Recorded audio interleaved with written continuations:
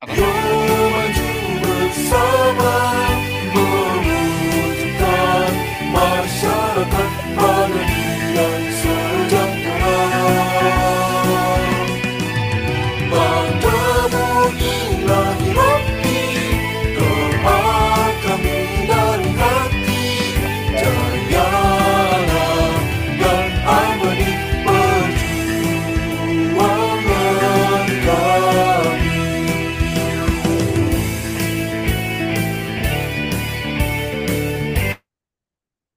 Halo, Kak Tika? Nggak ada suaranya. Alfa Indonesia, ayo maju bersama Pak mewujudkan bisa masyarakat ada suara madani lain ya, Pak? dan sejahtera. Padamu ilahi Halo, Pak. Rabbi, doa kami dari hati. Sudah bisa Jayalah mulai? Ada dan suara lain amani yang perjuangan kami. Oh, suara musik. Sebentar ya, teman-teman. Sebentar.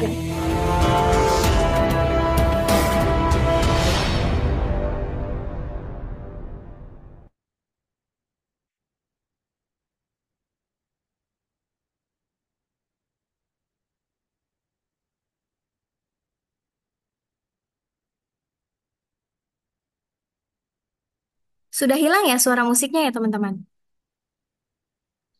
Sudah, Kak. Sudah, Kak. Sudah. Oke, baik. Sudah, Kak. Terima kasih. Sudah aman, Kak. Oke, baik. Ustadz Suryadi bisa dimulai webinar kita malam hari ini ya. Persilakan. Bisa. Oh, langsung ya. Baik. Assalamualaikum warahmatullahi wabarakatuh. Waalaikumsalam Waalaikumsalam warahmatullahi warahmatullahi wabarakatuh. wabarakatuh. Waalaikumsalam warahmatullahi wabarakatuh. Alhamdulillah. Bismillahirrahmanirrahim. Alhamdulillahirabbil alamin. Wa bihi nasta'inu ala umuri dunya wa din wassalatu wassalamu ala asrofil anbiya'i wal mursalin wa ala alihi wa sahbihi ajma'in. Qala Allah Ta'ala fihil Qur'anil Karim, a'udzu billahi minasyaitonir rajim. Bismillahirrahmanirrahim. Wal yahsal ladzina law taraku min khalfihim dzurriyyatan di'afan khafu 'alaihim falyattaqullah wal yaqulu qawlan sadida. Shadaqallahul adzim. Kak Tika yang saya hormati dan juga Ustadz Doni dan seluruh pengurus Baiti Janati Center dan juga pengurus KIS ya, Alhamdulillah. Dan juga seluruh bapak-bapak, ibu-ibu, kakak-kakak semuanya yang hadir di kesempatan webinar pada malam hari ini dengan tema pola asuh baik, karakter baik.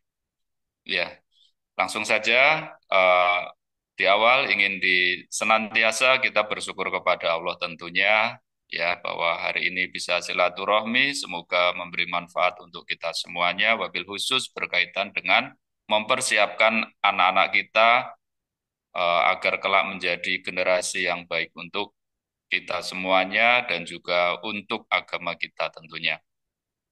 Salawat dan salam semoga senantiasa terlimpah curahkan pada junjungan kita Nabi Agung Nabi Muhammad SAW yang telah memberi teladan kepada seluruh umat manusia di dalam menjalani kehidupannya di bumi Allah ini yang tidak lain diperintahkan yaitu untuk beribadah. Baik, Bapak Ibu dan Kakak semuanya. Kali ini Parenting BT Janati Center mengambil tema yaitu pola asuh baik, karakter baik. Ini memberikan maksud dari tema ini yaitu bahwa betapa pentingnya, betapa berpengaruhnya pola asuh yang kita berikan kepada putra-putri kita. Ya, sehingga diumpamakan seperti itu. Tergantung pola asuhnya. Nah, kurang lebihnya seperti itu. Walaupun nanti ada faktor-faktor lain ya yang bisa membentuk karakter. Tapi faktor terbesarnya adalah pola asuh yang orang tua berikan kepada putra-putrinya. Ya, baik, lanjut. Ya, lanjut Kak Tika. Hilang ya Pak PowerPoint-nya. Ya, hilang. Bentar ya Pak. Maaf teman-teman jaringannya. Oh, Sebentar gitu ya. ya. Baik, sambil menunggu ya. Jadi, begini. Dulu kita pernah mendengar istilah ya, istilah seperti ini. Belajar di waktu kecil bagai mengukir di atas batu. Gitu ya. Belajar di waktu kecil bagai mengukir di atas batu. Artinya ukiran di atas batu itu akan membekas dan tidak hilang. Gitu ya, sampai kapanpun. Ya. Betapa apa yang diberikan kepada anak kita saat kecil itu akan sangat membekas, itu akan sangat terpatri di dalam diri anak tersebut, dalam hatinya, dalam pikirannya. Namun belajar di waktu dewasa atau belajar sesudah dewasa itu bagaikan mengukir di atas air. Betapa sangat sulit sekali, ya. Nah ini, maka berkaitan dengan itu juga, ya, cara kita mendidik anak dari kecil, cara kita memperlakukan anak-anak kita dari kecil, ini akan sangat mempengaruhinya nanti di kemudian hari. Ya, karakternya akan seperti apa, pengaruhnya terbesar dari pola asuh yang kita berikan. Saya ambil satu contoh lagi. Ya, kalau kita menanam pohon dan pohon itu dari kecil sudah bengkok, ya sudah bengkok ke kanan misalnya pohon itu masih kecil bengkok ke kanan terus kita biarkan saja gitu maka pohon itu ketika sudah besar gitu ya sudah besar pohonnya akan kita luruskan tentunya sangat sulit begitu namun ketika masih kecil pohon itu bengkok ya terus kita luruskan kita pakai tiang yang itu bisa menjadi penyangga atau bisa menjadi suatu eh, sandaran supaya pohon itu lurus, maka pohon itu pun akan tumbuh dengan lurus dan ketika pohon itu besar sudah lurus. Ini juga suatu gambaran ya. Ketika masih kecil masih mudah untuk dibentuk seperti apa. Tapi ketika sudah dewasa sangat sulit. Itulah juga yang terjadi pada karakter seseorang, karakter anak ya. Nah ini. Baik. Untuk selanjutnya, pola asuh atau berbicara tentang bagaimana kita mendidik anak kita, hari ini kita mengambil rujukannya dari sahabat Nabi kita, Nabi Muhammad SAW, yang dianugerahi oleh Allah suatu kelebihan di bidang ilmu. Ya, ada beberapa sahabat Nabi yang dianugerahi kelebihan yang berbeda-beda. Ya, namun sahabat Nabi Ali bin Abi Thalib, gitu ya, Allah karuniakan keilmuan yang lebih. Nah, maka salah satunya,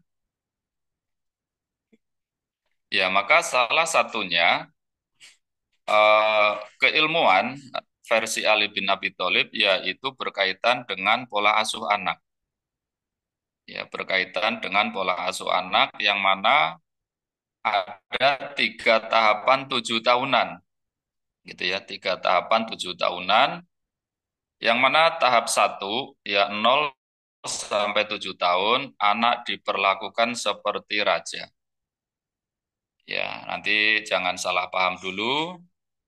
Kemudian 8 sampai 14 tahun anak diperlakukan seperti tawanan perang. Nah, kemudian tahapan ketiga umur 15 sampai 21 tahun diperlakukan seperti sahabat. Ya, itu.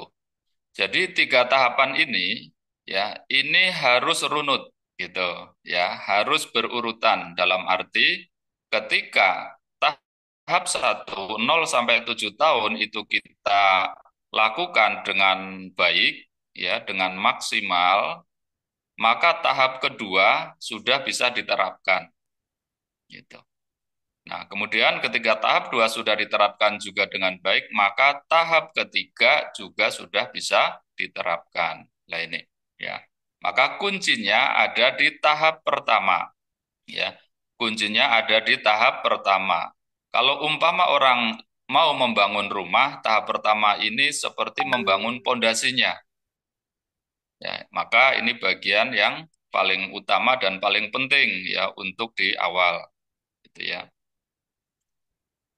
Baik, kakak-kakak semuanya, Bapak Ibu, apakah PowerPoint-nya kelihatan? Sudah jelas. Tadi belum terlihat, baru omongan doang. Oh, baik, baik. Terima kasih. Sudah Maaf jelas. ya, agak sedikit gangguan nih. Ya, baik ya. Nah, seperti apa yang dimaksud tahap pertama, yaitu anak diperlakukan seperti raja? Ya, yang pertama, anak sering dipuji. Ini ingat ya, ini 0 sampai 7 tahun. Ya, anak sering dipuji. Ya, kita selalu katakan kepada anak-anak kita, ya, anak yang paling cantik, yang paling ganteng, yang paling baik, gitu ya, yang paling soleh, yang paling soleha, dan seterusnya, gitu ya. Jadi, seperti itu, kita berikan pujian, ya. Nah, ini. Oke. Kemudian apalagi? Yang kedua, anak selalu atau sering ya kita buat gembira atau senang. Itu ya kita ajak bercanda. Maka ini penting ya ketika orang tua mempunyai anak yang masih kecil, ini perlu meluangkan waktu lebih dibanding saat nanti usianya sudah lebih misalnya di tahap 2 atau tahap 3 ya di situ. Maka sebaiknya ketika kita punya anak, gitu ya, masih kecil seperti ini, sebaiknya orang tuanya meluangkan waktu yang cukup tadi, membersamai anaknya. Itu. Ya, sehingga anak ya selalu nyaman, selalu senang, selalu gembira, ya, apalagi orang tuanya memperlakukannya seperti raja tadi. Itu. Kemudian misal nih, anak kita masih usia 5 bulan, gitu ya. Misalnya anak kita usia 5 bulan. 5 bulan sudah mulai apa itu belajar tengkurap atau mungkin mulai duduk gitu ya. Nah, itu harus sering kita ajak berinteraksi. Ya, kita sering ajak interaksi sesuai dengan usianya. Kita panggil ya, kita gendong dan seterusnya. Nah, kadang sekarang ini saya sering melihat gitu ya, anak lebih sering ditaruh di misalnya di ranjang apa tuh namanya di yang tempat untuk anak kecil ya yang didorong seperti itu kurang baik, lebih baik digendong. Ya, tentunya mungkin oh capek misalnya seperti itu ada pengaruhnya. Ya, ada pengaruhnya. Nanti tolong diikuti supaya nggak salah paham. Ya, ini. Kemudian apalagi kemudian diapresiasi walaupun anak baru melakukan prestasi kecil. Ya, diapresiasi. Wah, anak ibu, anak mama, alhamdulillah kok sudah bisa ya, gitu kan? Padahal yang lainnya belum bisa loh, temennya kok adik, kok kakak sudah bisa. Nah, seperti itu. Ya, nah ini diapresiasi. Contoh. Nah, ini contoh ya. Anak kita bisa ini ya, bisa mengambil makanan ya untuk dimasukkan ke mulutnya sendiri misalnya ya atau apapun itu. Prestasi sekecil apapun gitu ya perlu kita apresiasi. Untuk apa tujuannya? Supaya dia bersemangat untuk melakukannya lagi gitu. Ya, atau dia bisa nyanyi, dia bisa menyebut nama ayahnya, nama bundanya, dan seterusnya. Kita apresiasi. Kemudian yang berikutnya tidak banyak dilarang. Ya, tidak banyak dilarang seandainya itu memang tidak bahaya. Contoh ya, saat ibunya masak, misalnya si anak kita ini megang peso, ya ikut ngiris-ngiris sayuran, ngiris-ngiris bawang, nggak usah dilarang. Seperti itu. Loh Pak, nanti kan bahaya kalau anaknya kena peso. Lah, ini biasanya ini yang dikhawatirkan oleh ibunya. Itu ya. Begini, setiap yang dilakukan anak, ya, setiap yang dilakukan anak usia di bawah 7 tahun itu, ya, itu selalu menjadi pembelajaran buat anak. ya. Jadi saat anaknya pegang pisau, ya, kemudian dia sayur atau ngiris bawang, gitu ya. Kemudian anak kita kena pisau, ya, maka itu menjadi pembelajaran buat anak. Ini suaranya Pak. Ya, halo, Halo, Ustaz. ada suaranya? Oke, sudah. Tadi hilang sebentar. Ya, baik ya. Ada suaranya. Ada. Ya, jadi anak kita akan belajar, gitu ya. Misalnya megang pisau, kemudian kena pisau, tangannya mungkin berdarah. Anak kita nangis, misalnya. Langsung saja kita, oh nggak apa-apa, nah paling nanti sebentar lagi sembuh, gitu ya. Memang nangis saat itu, tapi anak kita di situ belajar, gitu. Anak kita belajar, besok-besok dia kalau megang pisau bisa hati-hati, atau malah istilahnya dia nggak mau pegang pisau takut kena lagi tangannya. Dibanding anak kita larang. Nah ini nih, nah kita larang gitu. Padahal anak kita lagi kepingin. Nah ini, ya maka di situ ada problem nantinya, ada masalah. Mulai itu anak eh, mulai memandang atau menganggap kita ini, nah itu kurang menuruti keinginannya, padahal dia lagi sangat ingin, gitu ya. Ini. Kemudian anak kecil biasanya ada yang sukanya itu bermain air, gitu ya. Waduh, kalau bermain air di kamar mandi, dia seneng banget mandi, gitu ya. Pagi udah mandi, 3 jam lagi mandi lagi, gitu. Saking senengnya main air. Ada yang seperti itu, nggak apa-apa, nggak masalah, gitu. Atau misalnya lagi hujan-hujan, anak pengen hujan-hujanan, asal nggak lagi petirnya gede, gitu ya. Kira-kira khawatir ya nggak apa-apa. Anak main hujan-hujanan bareng temennya atau sendiri main di bawah pancuran, gitu ya. Nah ini pokoknya anak biar seneng seperti itu. Ya kecuali kalau lagi banyak petir bahaya ya jangan. Kemudian seandainya orang tuanya takut anaknya masuk angin, ya dikasih makan dulu sebelum hujan-hujanan, sebelum mandi, gitu. Kasih makan yang kenyang sehingga dia insya Allah nggak masuk angin, gitu ya. Atau anak kita ada yang senengnya manjat-manjat, tuh manjat-manjat kursi, manjat-manjat meja, gitu misalnya, ya nggak usah gampang dilarang yang seperti itu, ya itu bukan suatu kenakalan, ya. Nah, ini. Atau mungkin anaknya ada yang suka ngusilin temennya, gangguin temennya segala macam, ngumpetin sandal, tidak perlu dimarahin. Ya, tidak perlu dimarahin, gitu ya, cukup dikasih tahu dengan cara yang halus. Nah, ini. Ya, kenapa? Karena semuanya itu berkaitan dengan potensinya kelak. Oh, yang anak gampang nangis, nanti potensinya apa? Ada.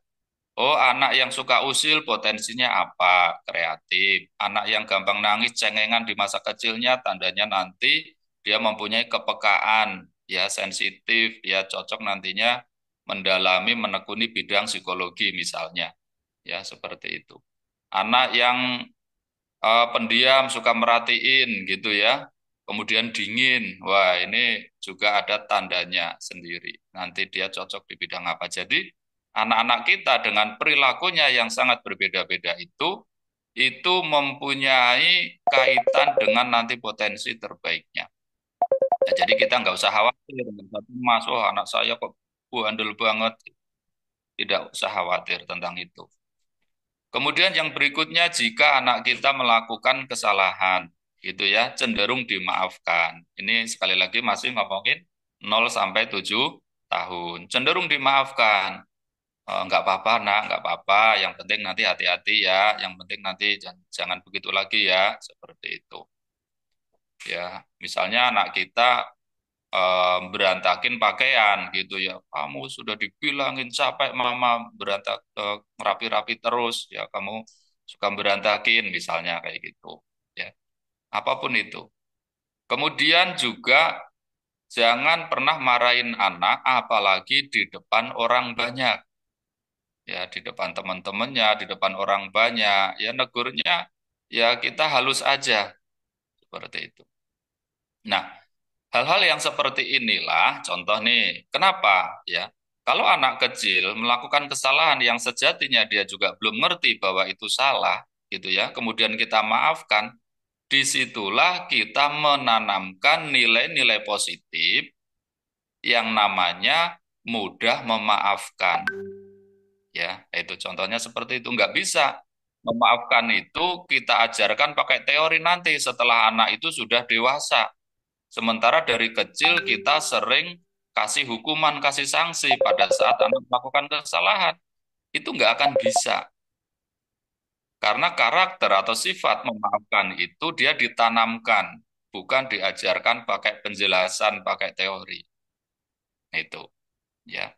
Ya termasuk ya sifat-sifat baik yang lainnya. Ya jujur, kemudian tanggung jawab gitu ya. Anak kita akan tanggung jawab manakala gitu ya, dia merasa aman di saat kecilnya itu. Dia merasa aman, dia merasa tenang gitu ya. Nah ini.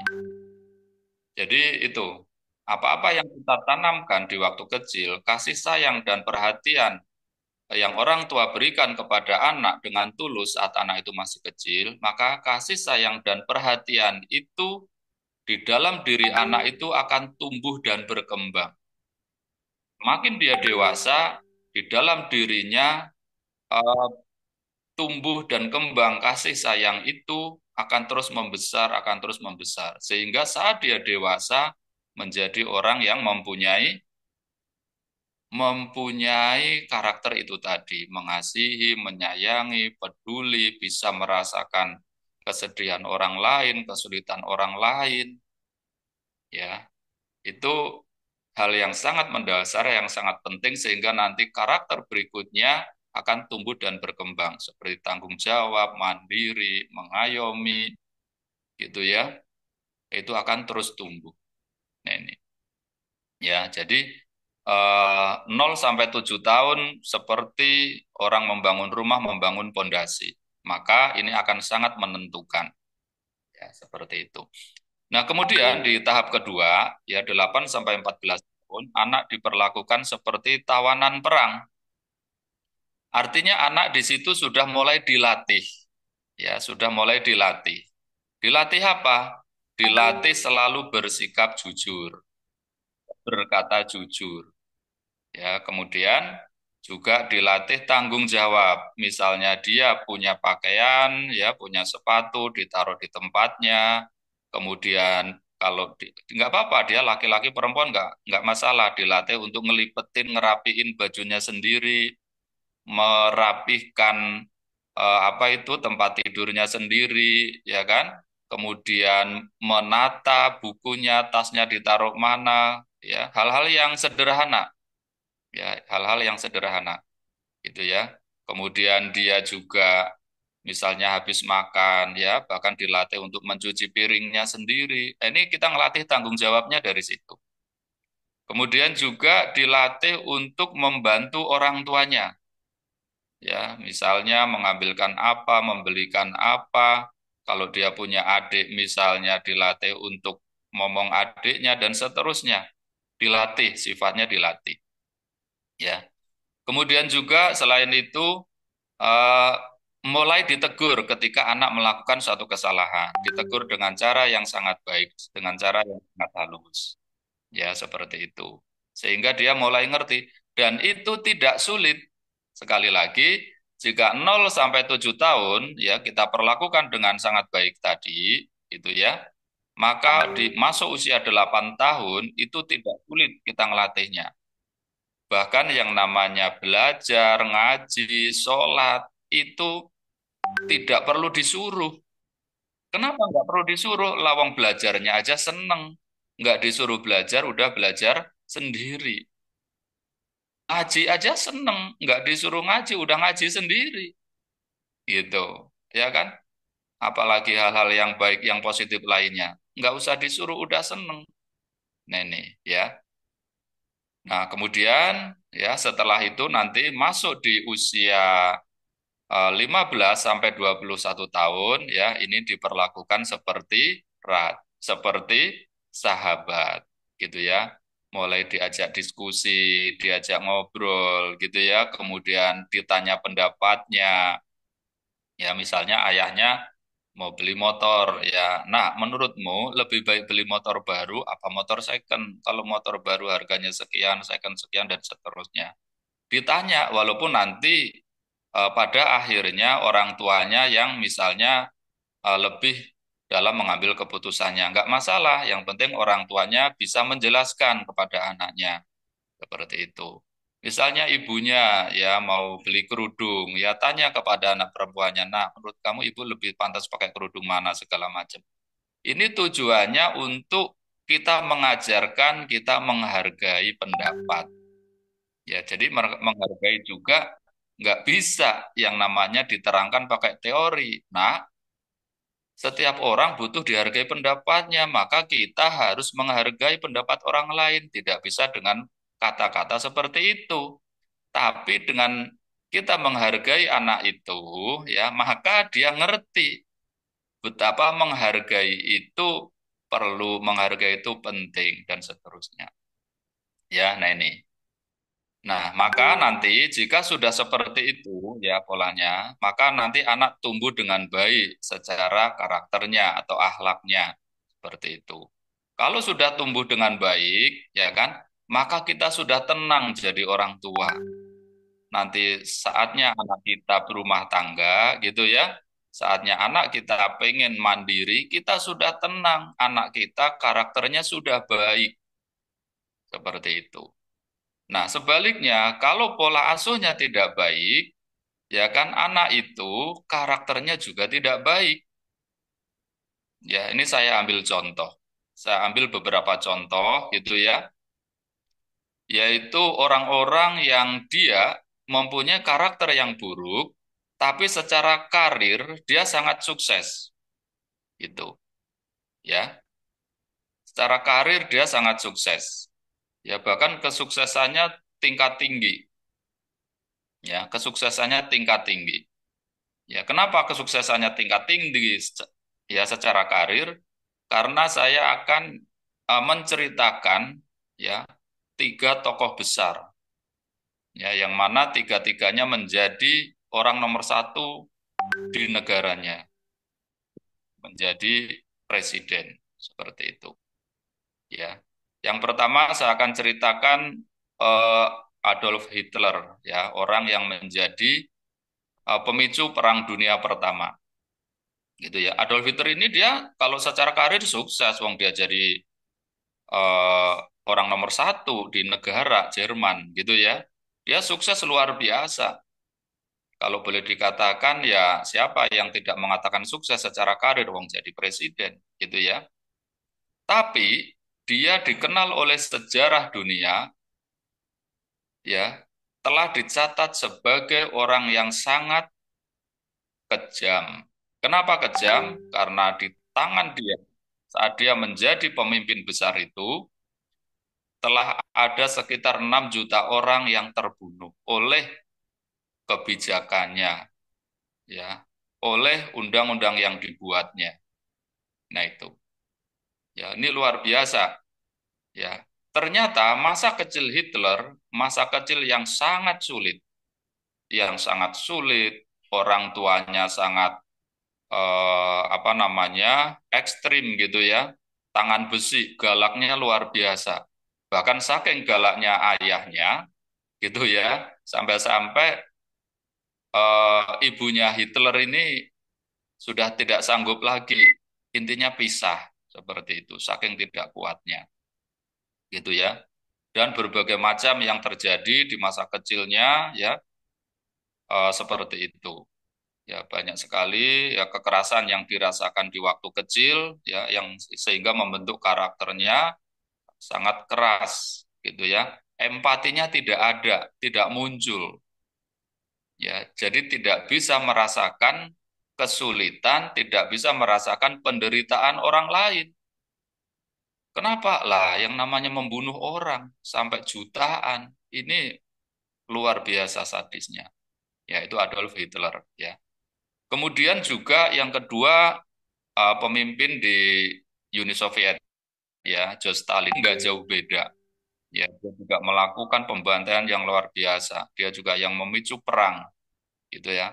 Kemudian yang ketiga, Idi Amin dari Afrika, ya, dari Uganda, gitu ya. Sama, masa kecilnya begitu keras, ya, perlakuan dari orang tuanya, termasuk akhirnya ketika dia mendapat perlakuan yang sangat keras dari orang tuanya, maka efeknya dia juga sulit beradaptasi dengan baik, ya, seperti itu, ya, sehingga dia mempunyai jiwa yang keras, karakter yang keras, gitu ya. Kemudian dia memang kalau bekerja keras, nah ini orang-orang yang dibesarkan dalam kekerasan ya di masa kecilnya, dia juga banyak yang dia pekerja keras, mempunyai ambisi, mempunyai keinginan yang sangat kuat, dan dia akan melakukan apapun demi terwujudnya keinginannya itu. Ya, jadi kalau secara karir, ya anak-anak yang diperlakukan dengan keras di masa kecil banyak yang secara karirnya sukses.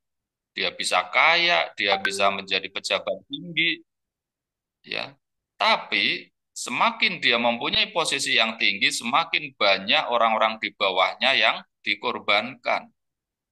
Itu. Ya, jadi karakter-karakter seperti manipulatif, ya retorika yang sebenarnya untuk kepentingan pribadi, begitu ya. Itu akan terjadi bagi anak-anak yang masa kecilnya kurang aman, kurang damai, kurang nyaman. Nah, ini ya. Ini nanti Bapak Ibu, kakak-kakak semuanya boleh lihat ya biografinya ya, googling bisa, bahkan di YouTube pun ada tiga tokoh ini. Bagaimana masa kecilnya ada, ya seperti itu.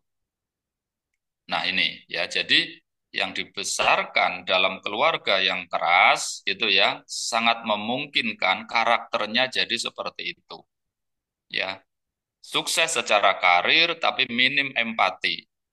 Ya, kalau bahasa lainnya itu eh, NPD, Narcissistic Personality Disorder, ya gangguan kepribadian, yaitu berkaitan dengan perhatian, ya gangguan kepribadian narsis. Maka dia saat dewasanya dia masih sangat pengen diperhatikan, ya apapun yang dilakukan ada tujuan yang ada di dalam dirinya, yaitu haus perhatian. Dia pengen mendapat perhatian, ya sehingga dia melakukan apapun itu yang penting dia mendapat perhatian. Ini luar biasa.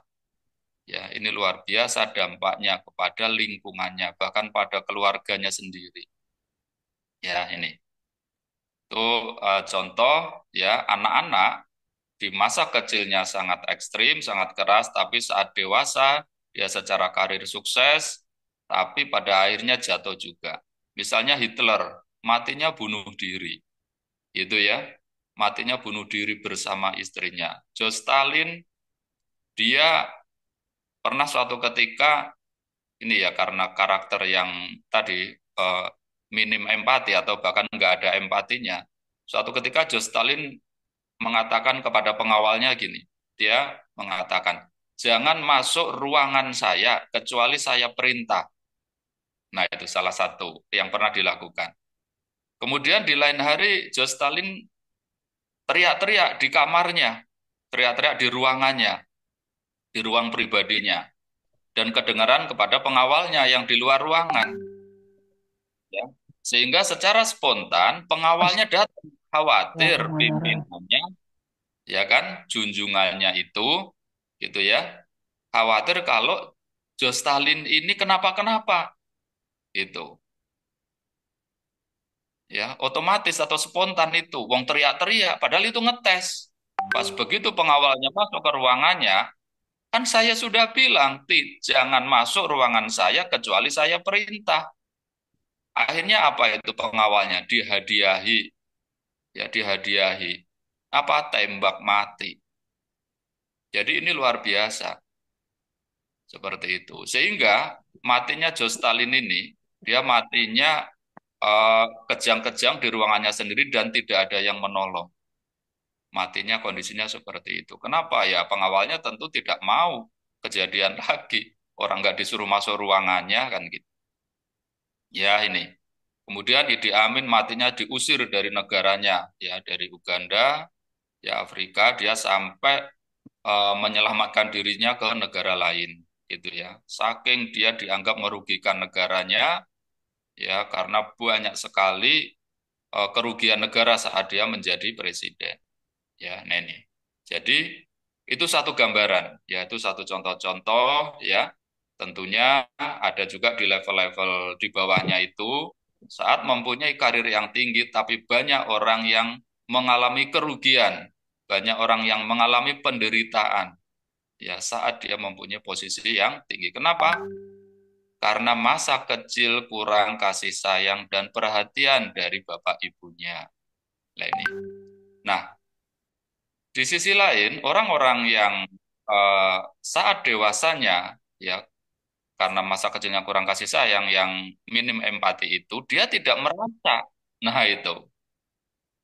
Dia tidak merasa bahwa dia itu adalah orang yang merugikan orang lain, ya membuat sengsara orang lain. Dia tidak merasa. Dia merasa baik-baik saja. Berarti luar biasa ini. Ini ya, ini satu kisah ya tokoh besar yang mana pada akhirnya saat dia menjadi orang yang berada di pucuk pimpinan ya dalam sebuah negara, dia telah merusak negaranya dengan berbagai hal kerusakan yang dilakukan, perang, merugikan negara dan seterusnya. Kemudian juga ada kita perlu melihat ya satu kisah yang sangat baik nih ya. Kisah yang sangat baik yaitu kisah Arun Gandhi bagaimana mendidik anaknya tanpa kekerasan ya. Arun Gandhi ini adalah cucunya tokoh perdamaian dunia dari India Mahatma Gandhi ya. Ini kisahnya ini familiar sebenarnya gitu ya. Kalau kita mau cari di Google juga ada, ya di buku-buku juga ada, ya kisah Arun Gandhi. Ya satu kisah yang sangat inspiratif untuk orang tua dalam mendidik anak. Jadi ceritanya begini, Arun Gandhi ini adalah orang yang ditugaskan di Afrika, ya di Durban namanya di kota Durban di Afrika Selatan, gitu ya. Nah dia suatu ketika akan bekerja, kebetulan dia seorang motivator juga. Dia mau bekerja ya tugas ya kemudian di kota gitu ya. Dia tugasnya di kota nih mengadakan suatu seminar di kota karena dia tinggalnya di desa, di desa yang cukup tidak ramai gitu ya. Nah, kemudian dia bilang ke anaknya, "Nak, besok ayah mau ke kota, mau ikut enggak?" Wah, ikut ayah, seneng banget anaknya. Ikut ayah. Karena orang desa jarang-jarang ke kota. Begitu diajak ayahnya ke kota, wah seneng banget gitu. Oke, akhirnya berangkat pagi-pagi berangkat. Kemudian kebetulan juga ada kepentingan yang lain ya, yaitu mau nyervis mobil gitu. Jadi jam 8 pagi ya Arun Gandhi bilang ke anaknya, "Nak, nanti kita ketemu di sini." Ya, ketemu di suatu tempat ya, nanti kita ketemu di sini ya jam 5 sore. Nah, sekarang kamu boleh bawa mobilnya ke bengkel dan setelah bawa mobil ke bengkel nanti kamu mau nonton film kesukaanmu di bioskop boleh silakan. Nah, seperti itu. Kemudian setelah anaknya ini ke bengkel ya nyervis mobil kemudian ditinggal ke bioskop nonton film kesukaannya. Saking senengnya nonton tiba-tiba sudah jam setengah 6. Itu baru inget. Wah, setengah 6. Padahal tadi janjian sama ayahnya jam 5 sore. Wah, dia kaget luar biasa. Langsung bergegas ke bengkel ngambil mobil dan nemuin ayahnya. Nah, pas begitu jam 5-nya, ayahnya nelpon ke bengkel. Nelpon ke bengkel. Ya, apakah anak saya sudah ngambil mobil tadi, Pak? Belum. Itu. Anak Bapak belum ke sini, mobilnya sih udah jadi. Gitu. Nah, singkat cerita, nih anaknya Arun Gandhi ini waktu ke nemuin bapaknya di tempat janjian itu sudah jam 6. Ya, berarti terlambat 1 jam gitu. dengan sangat tidak enak dan takut gitu ya, anaknya bilang, "Ayah, mohon maaf, tadi mau ngambil mobil belum jadi terpaksa saya harus menunggu." Nah, seperti itu. Padahal Arun Gandhi, ayahnya ini sudah tahu, sudah wong udah nelpon tadi, kan gitu, ya kan? Sudah tahu, ya. Jadi begitu Arun Gandhi mengetahui anaknya bohong, ya kan? Arun Gandhi bilang ke anaknya itu, ya, adalah kesalahan ayah dalam mendidikmu, sehingga kamu tidak cukup punya keberanian untuk mengatakan apa yang sebenarnya terjadi. Untuk itu, karena untuk kesalahan ayah, maka ayah akan menghukum diri ayah. Ya, ayah akan jalan kaki sampai rumah. Padahal waktu sudah malam. Dan di sepanjang jalan ya melewati kanan kiri kebun tebu dan tidak ada penerangan jalan dan jalannya tidak rata. Jalan kaki kurang lebih 4 jam sampai rumah. Itu ya. Sementara anaknya dengan rasa bersalah yang luar biasa mengikuti ayahnya membawa mobilnya pelan-pelan di belakangnya. Seperti itu, ya.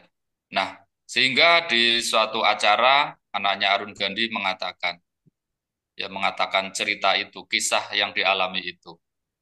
Sejak saat itu, saya berjanji tidak pernah akan berbohong lagi. Seperti itu, ya. Dan seolah-olah kejadian itu baru terjadi kemarin. Itu terngiang-ngiang, ya. Jadi Arun Gandhi memilih mendidik anaknya tanpa kekerasan untuk menghentikan anaknya berbohong.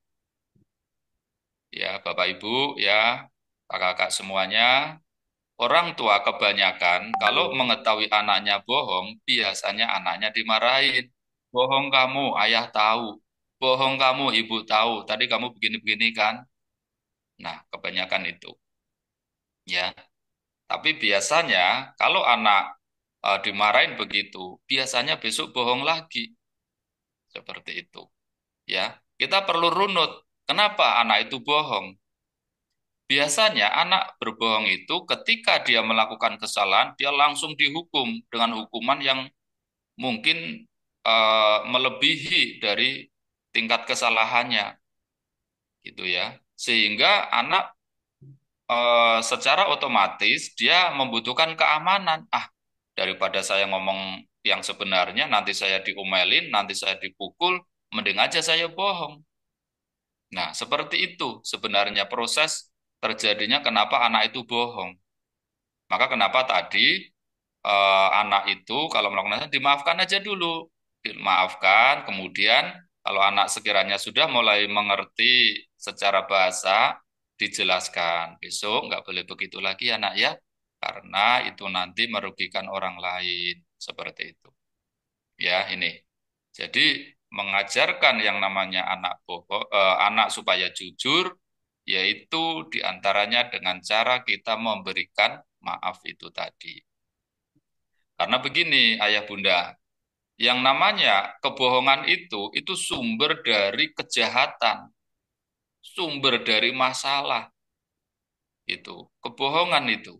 Dan kebohongan itu, kalau itu sudah biasa dilakukan, dia sudah biasa. Bohong itu biasa. Jadi bohong itu sudah tidak lagi merasa bersalah. Ini banyak terjadi seperti ini. Padahal bohong itu menjadikan orang tidak tanggung jawab, ya kan, terhadap apa yang dilakukan. Ya, kalau sudah tidak tanggung jawab, nanti banyak bermunculan hal-hal buruk yang merugikan dirinya, merugikan keluarganya, merugikan lingkungannya. Seperti itu. Ya, maka anak-anak yang dibesarkan dalam situasi yang aman, yang tentram, yang damai, gitu ya, penuh kasih sayang dan perhatian, maka karakter-karakter positif itu akan tumbuh di dalam dirinya dan akan berkembang. Ya, oke. Saya sampaikan contoh lagi. Ya, kalau kita mencari informasi ya tentang sistem pendidikan mana yang terbaik di dunia, kita bicara negara. Nanti kita akan temukan sistem pendidikan terbaik itu adalah Finlandia. Ya, negara Finlandia. Kemudian negara mana yang paling bahagia di dunia, gitu ya, artinya masyarakatnya aman, damai, gitu ya, sejahtera, gitu ya. Nah, itu juga Finlandia, ya, bahkan eh, berdasarkan survei lembaga yang memang kompeten, gitu ya, itu Finlandia itu menempati peringkat satu negara paling bahagia 6 tahun berturut-turut, ya, Finlandia. Dan ternyata di sana, ya, pendidikannya itu sampai kelas 3 SD belum fokus baca tulis hitung gitu. Belum fokus baca tulis hitung. Apa yang diajarkan? Karakter. Kalau bahasa Islamnya nih, akhlak, jujur, peduli, ya kan? Kemudian kalau ada apa-apa aturannya harus ngantri, dia ngantri, tidak mengambil yang bukan miliknya, gitu kan? Seperti itu. Ya, maka salah satu untuk mengukur tadi masyarakat atau penduduknya yang paling bahagia itu salah satu ukurannya begini. Jadi ada barang berharga yang sengaja diletakkan di tempat umum, seperti di bandara, kemudian di terminal, kemudian di tempat-tempat umum lainnya. Ya, itu ada 12 barang berharga. Dari 12 selama 3 hari, gitu ya, yang hilang cuma satu. Bisa dibayangkan. Dari 12 barang berharga, selama 3 hari di tempat umum banyak orang, yang hilang cuma satu, yang 11 masih ada di tempatnya. Ya kan? Jadi aman, ini luar biasa. Ya, aman sekali. Kenapa? Karena tadi dididik mulai dari kecil, baik dalam keluarga atau di sekolahan. Contoh saat dia di sekolahan tadi ya, masih di bawah kelas 3 tadi. Contoh dilatihnya begini, misalnya stimulasinya, dia punya barang yang tertinggal, kemudian diambil sama orang lain. Jadi saat dia anak ini ingat, kemudian mau ngambil barang yang tertinggal tadi, tiba-tiba udah nggak ada. Bagaimana perasaanmu, nak? Aduh, sedih, ya kan, sedih sekali karena itu barang kesukaan saya, itu mainan kesukaan saya, atau itu tas kesukaan saya. Tuh, sedih kalau hilang. Nah, untuk itu diajarkan kepada mereka, maka tidak boleh mengambil barang yang bukan miliknya, sekalipun itu tertinggal di mana. Boro-boro mencuri, mengambil barang tertinggal saja enggak. Nah, itu ya, lah ini. Jadi mulai dari keluarga, kemudian di sekolah diajarkan tentang karakter. Ya, kalau bahasa Islamnya tentang akhlak yang baik. Ya, nah ini sekali lagi pendidikan atau pola asuh yang kita terapkan kepada anak kita pengaruhnya sangat besar ya saat nanti anak-anak kita dewasa. Oke, itu satu gambaran. Kemudian juga saya ingin sampaikan kisah anak yang dinilai sangat bandel, bukan hanya bandel tapi sangat bandel gitu ya. Bahkan karena saking bandelnya anak ini gitu ya, maka sekolah mengeluarkannya tidak ada tidak ada 3 bulan ya. Ya, masih belum ada 3 bulan udah dikeluarin dari sekolah. Sekolah guru-gurunya tidak sanggup mendidik anak ini. Itu ya. Nah, ini kita bisa lihat, ya itu masa kecilnya, yaitu Thomas Alva Edison. Gitu ya. Kenapa? Karena dia selalu tidak mau memperhatikan saat gurunya ngajar. Ngusilin temennya, rame sendiri. Ya, temennya yang tadinya memperhatikan gurunya ngajar juga ikut-ikutan terganggu, ikut-ikutan mainan gitu. Pokoknya setiap guru sudah apal itu. Wah, kesel banget sama Thomas ini.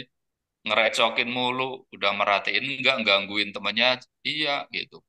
Udah begitu, seringkali bertanya apa-apa yang tidak diajarkan gurunya. Contoh saat lagi pelajaran matematika. Ya, gurunya nerangin tentang hitung, tentang matematika. Tiba-tiba pas mau pulang Thomas tanya, Bu guru tanya, kenapa capung itu bisa terbang? Rupanya saat tadi pelajaran dia mengamati gitu ya capung yang berterbangan dari jendela. Wah, banyak capung terbang. Dia tanya itu penasaran, kenapa capung itu bisa terbang?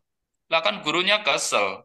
Kenapa lawang tadi aja nggak memperhatikan, bikin gaduh di kelas, udah gitu nanya nggak ada yang diterangkan tadi, gitu.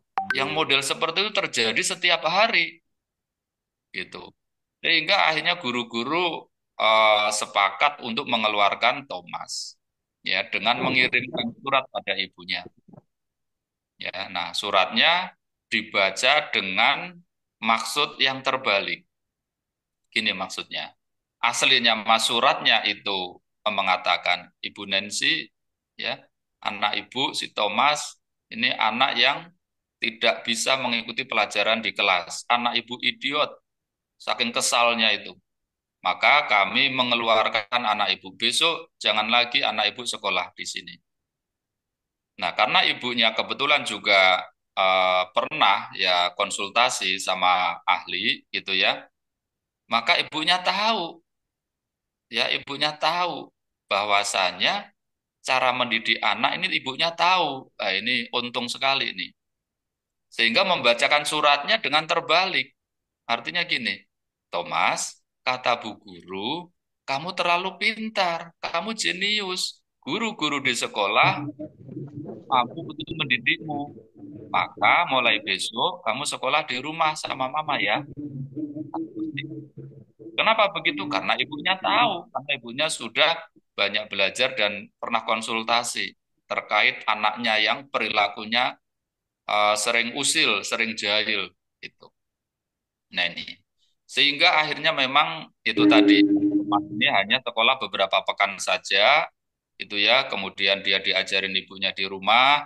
Saat sudah mulai besar, dia dibelikan buku-buku dari orang-orang ahli ya, dari para penemu, sehingga dia tertarik untuk bereksperimen ya, nyoba-nyoba ya, bahkan diantaranya saat dia umur 12 tahun ya, dia inisiatif bantu ibunya jualan koran di kereta api, dan suatu ketika dia bereksperimen dengan bahan-bahan kimia gitu ya, akhirnya membakar gerbong kereta ya, tentu tanpa sengaja. Yaitu punya rasa ingin tahu yang tinggi, coba-coba ya, banyak dicoba-coba.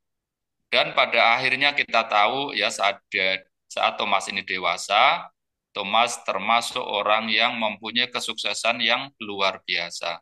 Kenapa? Karena hasil temuannya ribuan gitu ya, yang bermanfaat untuk kehidupan manusia. Di antaranya bola lampu atau lampu pijar ya, sehingga hari ini kita bisa menggunakan lampu penerangan, tidak lagi menggunakan minyak tanah. Itu coba seandainya tidak ada penemunya, bisa jadi sampai saat ini kita masih pakai lampu yang pakai minyak tanah, gitu ya. Nah, itu salah satunya dan banyak lagi. Nah ini, ya jadi itulah anak yang akhirnya menjadi orang yang sangat sukses, padahal masa kecilnya sangat bikin kesal, yang ngeselin, usil, jahil yang luar biasa, di atas rata-rata anak seperti itu. Ya, dan ternyata ya bukan hanya dia sukses, tapi dia juga berjiwa besar. Apa yang dimaksud berjiwa besar? Dia tidak mudah yang namanya frustasi pada saat mengalami cobaan hidup. Ya, dia mengalami cobaan, di antaranya cobaan atau ujian yang harus dia hadapi saat dia sudah usia 60 tahun. Ya, saat usianya sudah 60 tahun. Apa ujian yang dia alami atau bencana yang dia alami? Laboratoriumnya dan juga pabriknya terbakar. Padahal ada 14 gedung. Gedung yang sangat besar-besar terbakar dan merembet, nggak bisa dipadamkan, udah terlanjur besar. Nah, disinilah pembuktian bahwa dia mempunyai jiwa yang besar, jiwa yang lapang. Ya, kenapa dia bilang ke anaknya, "Nak, coba panggil ibumu, kita lihat api." Ya, mungkin nanti seumur hidup kita tidak akan pernah melihat api sebesar ini. Jadi laboratoriumnya yang sudah terlanjur nggak bisa dipadamkan itu ditonton, disaksikan, bukan stres menjerit histeris, tidak. Kenapa? Karena dia meyakini kekayaannya ada dalam pikirannya, kekayaannya ada dalam kepalanya. Pabrik kebakar mah bisa bikin lagi. Itu kira-kira. Dan dia mengatakan, umur 60 tahun belum terlambat untuk memulai sesuatu. Nah, seperti itu. Sungguh luar biasa. Bukan hanya sukses, bukan hanya bisa memberikan manfaat pada kehidupan manusia, tapi juga berjiwa besar, enggak gampang frustasi ketika menghadapi kepahitan hidupnya, menghadapi bencana yang ternyata harus dialami. Nah ini kenapa? Itu semua tidak terlepas dari kasih sayang dan perhatian yang orang tuanya berikan dari kecil. Bahkan saat gurunya di sekolah mengeluarkan dan menilai yang sangat buruk, ibunya juga tegar. Ibunya tahu bahwa anaknya adalah mempunyai potensi yang besar. Ini juga sekaligus mengandung makna ketika anak itu kecil, ya di masa kecilnya itu nakal, bandel, perilakunya macam-macam, ada yang cengeng, ada yang usil, ada yang gampang ngelawan, atau apapun perilaku yang buruk itu tidak dianggap itu kenakalan.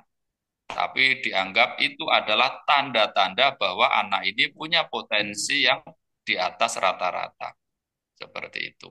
Ya, jadi yang paling penting bagi orang tua tetap memperlakukannya dengan baik. Gitu ya. Dengan baik. Jadi begini, Bapak Ibu. Kenapa perlu kita perhatikan dengan baik? Perlu perlakukan anak dengan baik. Dengan kita, ayah ibunya memperlakukan dengan baik kepada anak, maka anak itu hatinya lunak, hatinya lembut, dan anak itu merasa dekat dengan orang tuanya.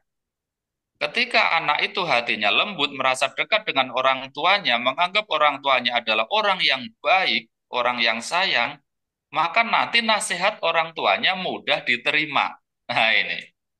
Orang tua nasihatin diterima, orang tua nasihatin diterima. Kenapa? Dia merasakan betul orang tuanya sangat sayang. Begitu. Ya. Dan ketika anak hatinya lembut, anak mudah menerima nasihat, bukan hanya dari ayah ibunya, tapi juga dari gurunya, dari pimpinannya saat dia bekerja, dan seterusnya. Itu. Jadi nasihat mudah diterima kalau hatinya lembut. Hatinya lembut karena diperlakukan dengan sangat baik, sangat halus di masa kecilnya. Nah ini kaitannya seperti itu. Ya, tentu bukan dimanjakan. Nah, beda nih, jangan salah paham ya Bapak Ibu ya.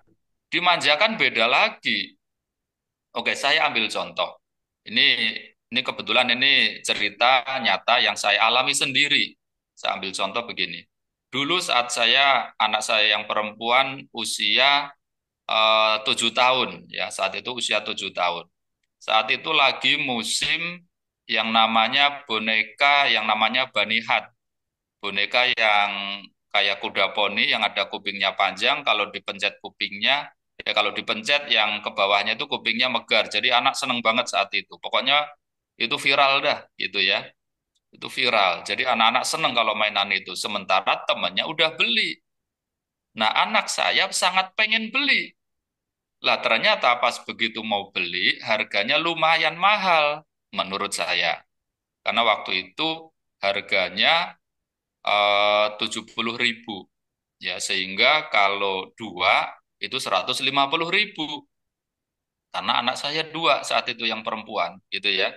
Jadi dua-duanya minta, saya nggak mungkin saya beliin satu. Pasti harus dibeliin dua, gitu ya. Karena pasti nanti yang satu nangis lah, gitu. Nah, karena saya anggap 150 itu mahal saat itu, ya sudah lama. Nah, maka saya bilang kepada anak saya, nak, ibu, bapak punya duitnya baru 50.000. Jadi kalau untuk beli ini nggak cukup, masih kurang 100.000. Tunggu ya, nanti eh, kalau bapak, ibu sudah punya duit segitu. Itu. Ya, tunggu ya. Anak saya mau. Kenapa? Karena memang tadi diperlakukan dengan sangat baik dari kecilnya itu. Gitu. Dia tahu, oh iya, Pak, nggak apa-apa. Nanti nanti nabung ya Pak. Nanti kalau udah kumpul, nanti beli ya. Iya, nanti dibeliin dua langsung. Seperti itu. Dan betul, berapa hari kemudian, kalau nggak salah hampir seminggu, gitu ya, baru dibelikan. Gitu. Kenapa? Karena memang terkadang tidak semua keinginan anak langsung diturutin. Gitu. Kita juga ngukur. Kita sudah mulai ngelatih anak. Gitu. Jangan setiap keinginan anak diberikan juga, padahal ini pemborosan misalnya, gitu ya. Gitu. Jadi kita ngukur juga nih. Jadi itu mudahnya begitu. Jadi gampangnya itu atau kita jadi enak kalau kita halus-halusin dari kecil, nanti dia mudah mengerti. Kita kasih penjelasan itu anak mengerti, anak menerima. Padahal mas sebenarnya saat itu untuk beli mainannya itu dua ada sebenarnya. Karena kita pengen ngelatih anak, ya. Karena kalau dimanjain juga nanti bahaya, ya. Diberikan perhatian dan kasih sayang yang cukup bukan berarti dimanjakan. Nah, ini jangan salah paham, ya. Seperti kita harus bisa mengukur bagaimana kita juga perlu melatih anak sabar, melatih anak mandiri, gitu ya. Melatih anak apa itu namanya menunggu dan seterusnya. Nah, ini. Jadi harapannya tidak salah paham gitu ya, sehingga nanti kita betul-betul bisa memperlakukan anak kita dengan pas, dengan tepat, ya. Perhatian kasih sayang diberikan, tapi juga tidak dimanjakan. Karena kalau dimanjakan, ini juga bisa bahaya, bisa jadi bumerang nantinya. Seperti itu. Ya, ini. Kemudian mungkin ada yang bertanya, Pak, kita ambil contoh Nabi Muhammad. Nabi Muhammad itu dari kecil sudah nggak ada bapaknya. Bahkan saat dia masih kecil pun ibunya meninggal. Apa iya Nabi Muhammad itu mendapatkan kasih sayang dan perhatian yang cukup? Jawabannya, Nabi Muhammad di waktu kecil mendapat perhatian dan kasih sayang yang cukup baik. Dari siapa? Dari kakeknya, dari pamannya yang begitu sayang kepada cucuna atau kepada ponakannya. Ya, itu. Abdul Muthalib kakeknya begitu sayang. Abu Thalib sangat sayang. Itu. Ya, nah ini. Jadi dia mendapat kasih sayang, ya, walaupun ayahnya nggak ada, ya, masih kecil ibunya juga meninggal, dia mendapat kasih sayang dari kakeknya dan mamanya. Itu. Jadi saya ingin sampaikan bahwasanya kasih sayang itu tidak harus dari orang tua kandung. Misalnya ini anak yatim, gitu kan? Ya disayangi oleh yang ngasuh, apa neneknya, kakeknya, atau pamannya, atau bibinya, dan seterusnya. Yang penting nih anak dapat kasih sayang. Nah, nih. Untuk hal ini, saya punya suatu cerita yang kita nyata, bukan dongeng dari orang lain. Nah, yang cerita ini orang yang ngalamin. Saya punya teman, teman ini udah saya udah hampir 50 tahun, gitu ya. Dia cerita, Bah, aku iya parah. ya, ya, teman saya ini Didelok cerita. sik ejal. Ya, teman saya ini cerita bahwasanya pada saat ayah kandungnya meninggal, teman saya ini tidak ada rasa kehilangan, enggak sedih, enggak nangis. Jadi tidak merasa kehilangan saat ayah kandungnya meninggal. Tapi saat Pak D-nya meninggal, dia nangis.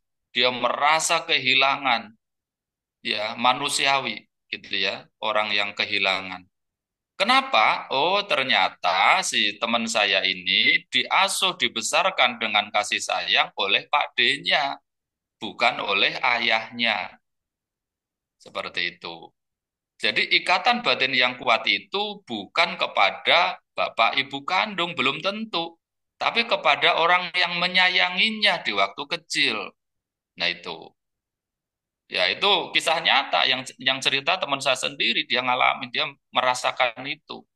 Dari situ saya mengkaitkan dengan, oh iya, jadi orang itu ada kedekatan emosi, ada ikatan batin dengan orang yang menyayangi. Ya syukur-syukur yang menyayangi ini bapak ibu kandungnya itu lebih bagus, seperti itu. Itu ya. Nah ini. Nah ini ya.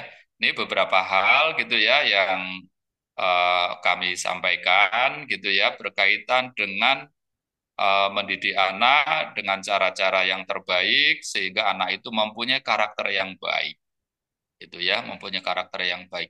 Kalau skill atau kemampuan gitu ya, dia ahli di bidang apa, dia senang bekerja keras, itu juga sifatnya otomatis, nggak usah khawatir.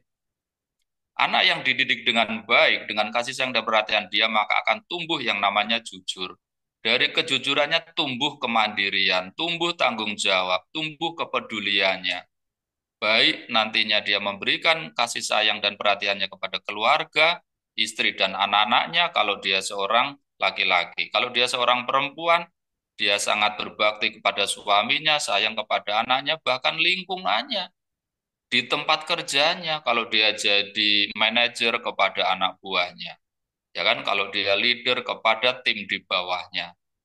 Ini luar biasa. Seperti itu. Ya, nah maka penting bagi kita sebagai orang tua untuk tadi memberikan perhatian, kasih sayang, pola asuh terbaik kepada anak-anak kita sesuai dengan tahapan-tahapan ya. 7 tahun pertama seperti raja, 7 tahun kedua seperti tawanan perang, 7 tahun ketiga seperti sahabat. Nah, itu Bapak Ibu yang bisa kami sampaikan ya, kakak-kakak semuanya, mungkin juga ada yang mengikuti yang baru punya anak masih kecil ya kan. Semoga ini bermanfaat ya. Dan mungkin jika ada kekurangannya ya, itu juga pastinya dari pribadi saya. Ya, untuk itu nanti insya Allah ada sesi berikutnya yaitu tanya jawab gitu ya. Mungkin dari apa yang disampaikan ada yang masih bingung atau ada yang kurang jelas atau takut salah paham, insya Allah nanti ada sesi tanya jawab.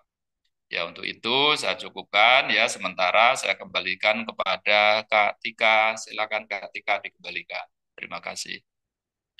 Baik, Ustadz Suryadi, terima kasih banyak atas materi yang disampaikan. Insya Allah materinya sangat apa ya sangat daging lah ya untuk kita semua, terutama untuk para orang tua ataupun anak-anak seumuran saya yang belum nikah. Ini juga untuk ilmu ya Pak ke depannya. Nah, dari tadi tuh ternyata udah banyak banget Pak yang nanya. Oh gitu. Kayaknya, Baik. kayaknya relate dengan kehidupan masing-masing ya. Coba kita, teman-teman boleh angkat tangan yang mau bertanya dan langsung on mic aja ya. Langsung sampaikan uh, ke Ustadz Suryadi. Ayo, silakan yang tadi mau bertanya.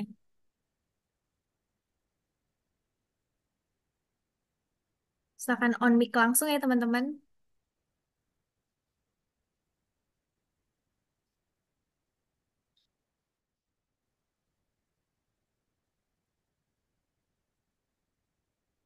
Ya, silakan langsung aja ya berarti Kak Tika ya. Oke, atau enggak saya bacain aja ya, kayaknya pada malu. Ya, boleh. Oke, pertama ini dari Kak Alifahana. Ada Kak Alifahana. Pertanyaannya, gimana caranya mendidik dengan selalu memarahi atau biasanya ibunya memarahi gara-gara anak itu main di luar? Kan biasanya ibu khawatir ada penculikan atau yang lainnya. Maksudnya supaya bisa anaknya ngerti gitu kali ya Pak. Kalau di luar tuh bahaya gitu. Tapi karena emosi jadinya dimarahin. Gitu Pak. Gimana caranya? Iya, bagaimana supaya anaknya, tak dulu ya, saya pengen tahu dulu nih, ini anaknya umur berapa tahun dulu, biar nanti saya bisa memberikan jawabannya yang sesuai. Halo Kak Alifa, ada? Silakan dijawab Kak.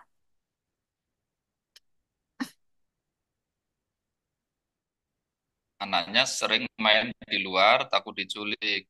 Usia berapa nih, biar saya ada gambaran. Em, Sepertinya kakaknya nggak ada di tempat, Pak. Atau kita ganti pertanyaan dulu kali ya, Pak? Oke, kita ganti pertanyaan karena Kak Alifanya nggak ada. Selanjutnya,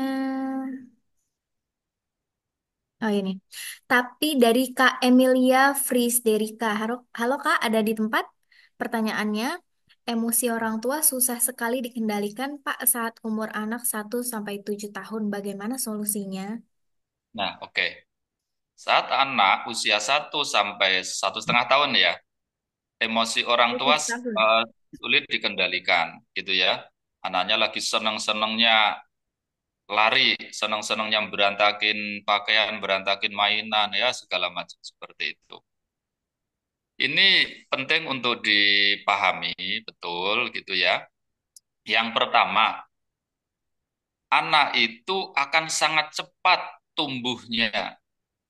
Artinya gini, anak 1 tahun, nanti tahu-tahu kita, wah kok udah anak saya udah 2 tahun, tahu-tahu udah 3 tahun, tahu-tahu udah 5 tahun dan seterusnya. Ingat, masa itu tidak pernah terulang.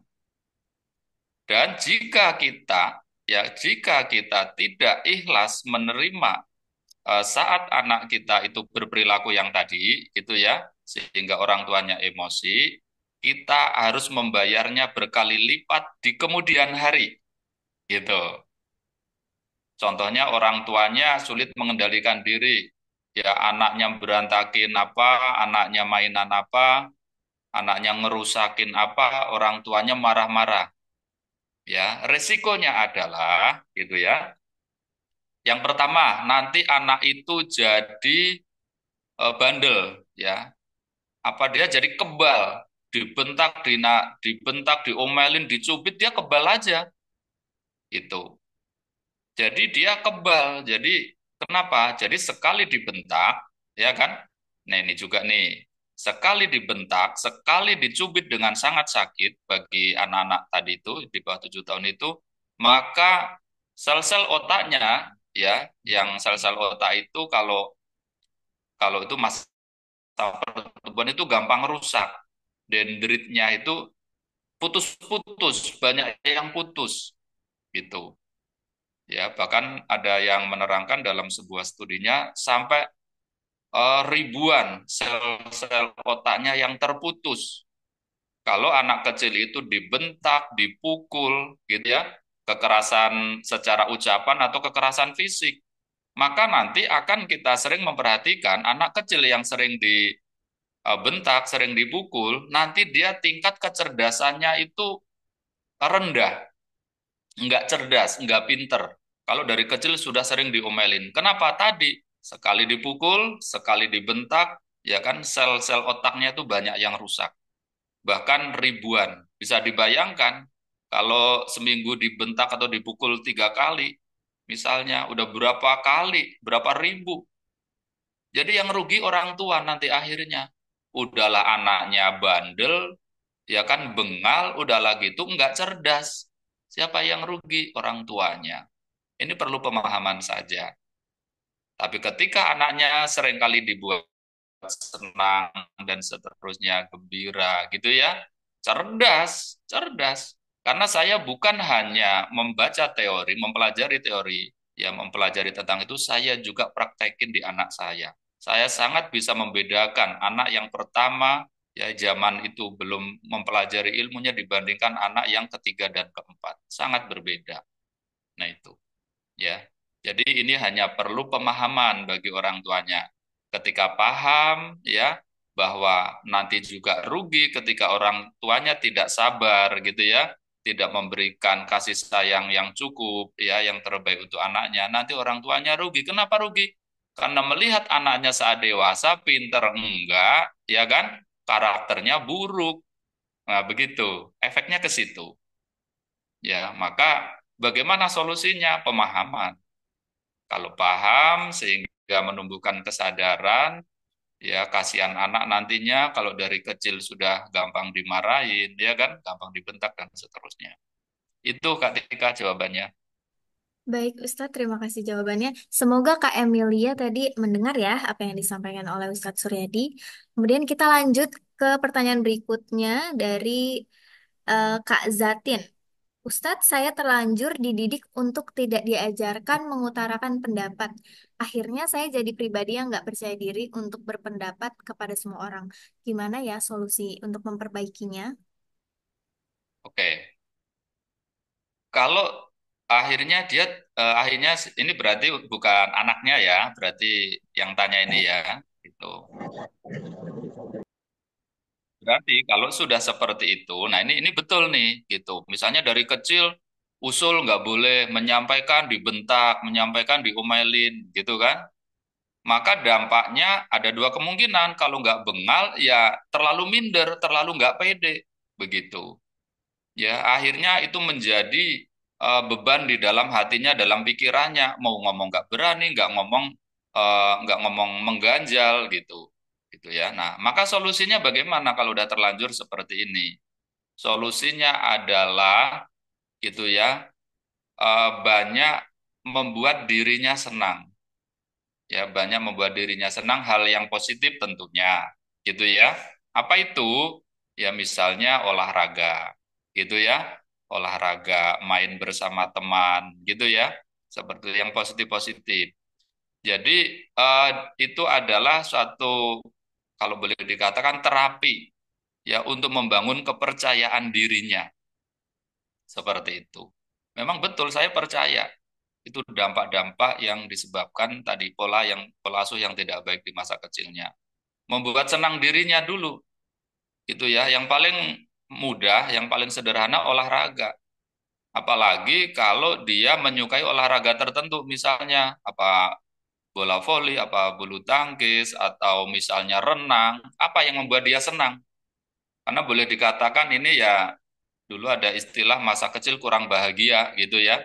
Jadi ya harus membahagiakan diri. Misalnya dia seneng kalau ikut seminar, ikut seminar. Karena kesenangan orang itu sangat beragam, sangat berbeda. Ada yang ikut kajian itu seneng ikut, ada yang ikut seminar, yang ikut acara-acara motivasi ikut, gitu. Supaya hatinya senang, gitu. Jadi tadi menterapi dirinya sendiri, gitu. Gitu Kak Tika. Oke, baik. Halo Kak, bisa dengar apa yang Halo Kak disampaikan Tika, Ustaz tadi? ada Ya, halo. suara saya kedengeran? Iya Pak. Halo Kak Zatin, ada di tempat? Mungkin ini bisa jadi tempat untuk belajar berpendapat nih Kak, atau ngobrol di depan banyak orang kan di Zoom ini. Mana ya Kak Boleh. Zatin? Oke, kayaknya nggak ada. Oke, lanjut.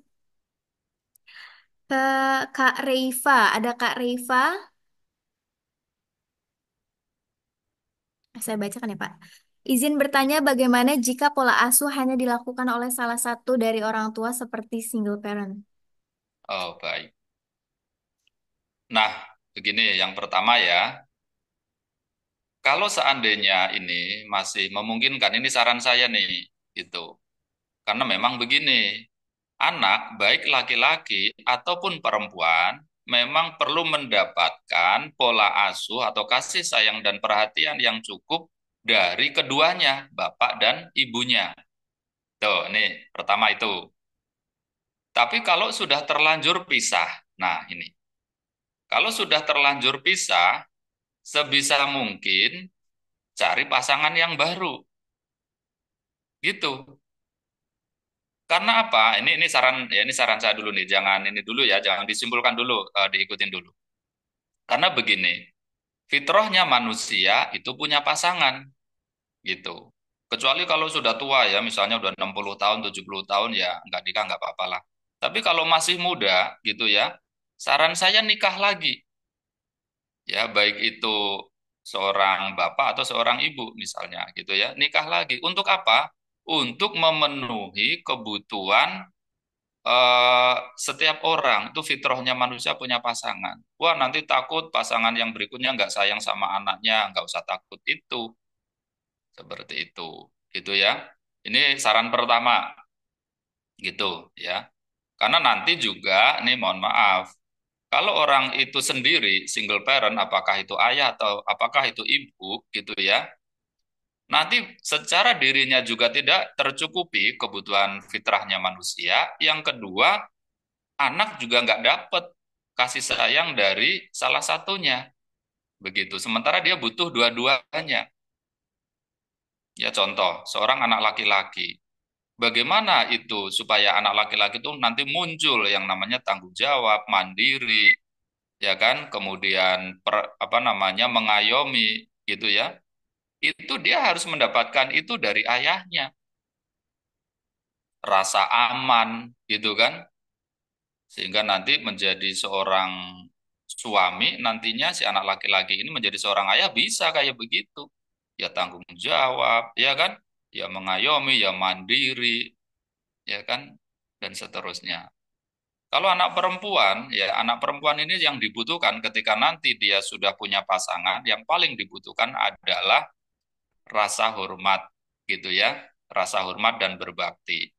Maka ketika anak perempuan itu ya pandai ya menghormati dan berbakti kepada orang tuanya, maka saat dia sudah menikah pun dia berbakti dan menghormati kepada suaminya, terlepas suaminya juga punya kekurangan.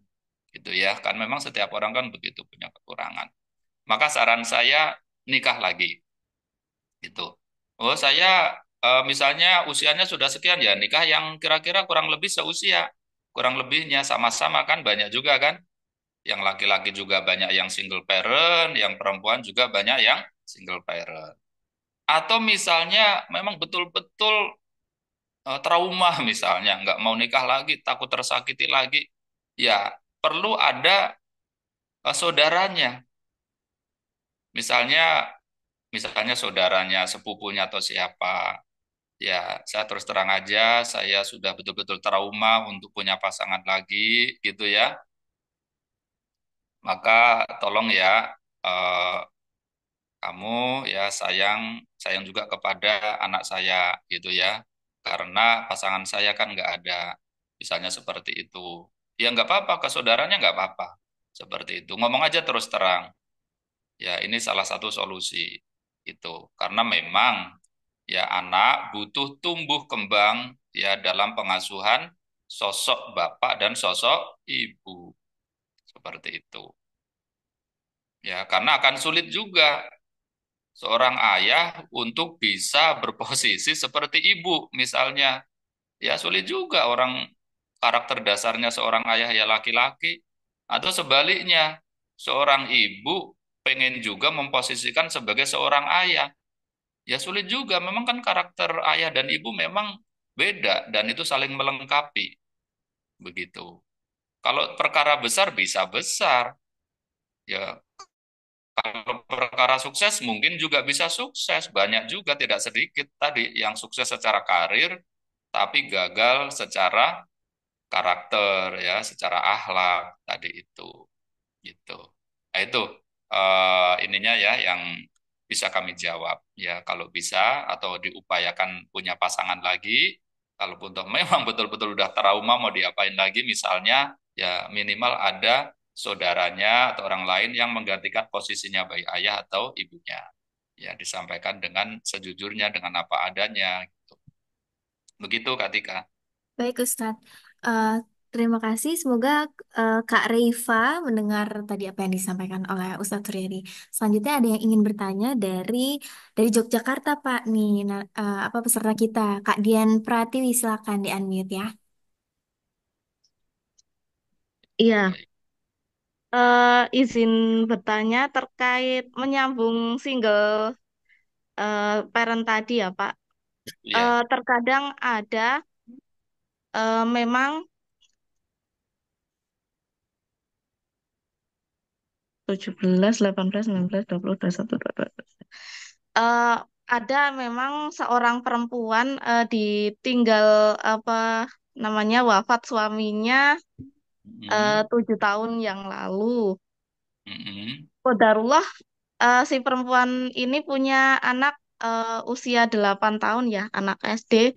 Tapi ketika cerita dengan teman-teman tuh, eh, anaknya itu nggak mau kan dikarenakan ayah kandungnya meninggal, terus anaknya itu nggak mau pengen punya ayah baru gitu.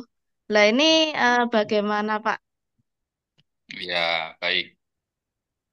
Jadi begini, keinginan anak ya belum tentu itu betul-betul menjadi keinginan yang seterusnya gitu. Anak itu berubah-ubah. Contoh begini, contoh begini ya. Misalnya ibunya ada calon lagi, ini misalnya ya gitu. Terus kan berarti tentunya sudah ngomong apa adanya ya. Oh, anak saya sebenarnya nggak pengen punya ayah lagi, tapi namanya anak.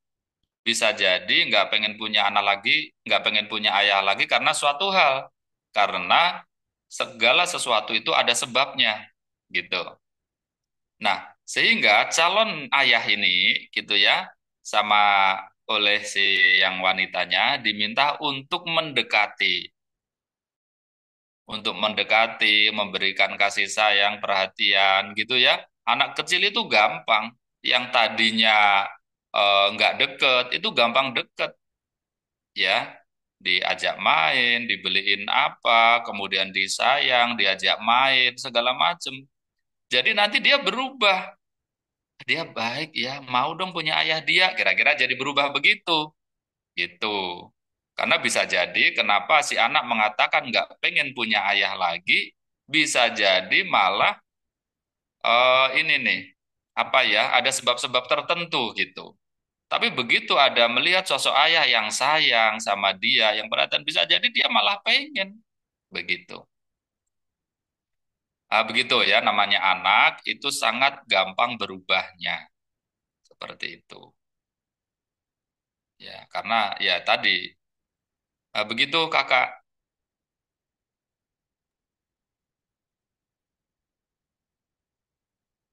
Halo Kak Dian. Syukron, ini bisa menjadi solusi buat salah satu eh, perempuan yang di teman saya yang di Jogja begitu. Kalau memang pengen nikah lagi, Bismillah, terus deketilah si anak perempuan itu secara baik-baik. Mungkin gitu.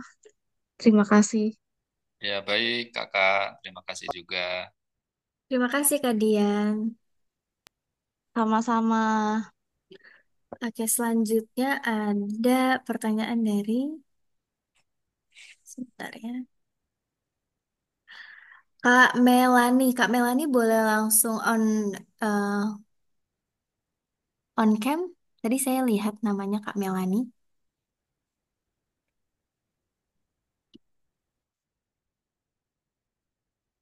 Halo Kak Melani. Boleh Kak on mic sama on camnya? Oke, Oke, saya bacakan aja ya Pak. Hmm, Anak saya usia sekarang sudah 4 tahun. Dari usianya 2 tahun, anak saya terlihat bandel. Sulit sekali dibilanginnya. Emosi saya sering kurang bisa dikendalikan. Apakah masih bisa diperbaiki, Ustadz? Khawatir masih menyimpan memori bentakan, Ustadz.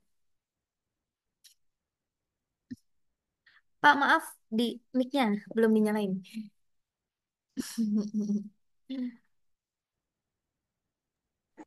Oke, sudah. Ya, usianya berapa tadi? 4 tahun, tapi sejak 2 tahun tuh susah dibilangin. Jadi Kamelani suka marahin mungkin ya. Eh, Gimana caranya diperbaiki supaya memori yang bentakan itu bisa terlupakan sama anaknya gitu. Ya baik. Jawabannya sangat bisa, gitu ya. Jawabannya sangat bisa. Jangankan 4 tahun, sudah 10 tahun pun masih bisa. Ya, yang sangat sulit, saya katakan, yang sangat sulit kalau anak itu sudah menikah.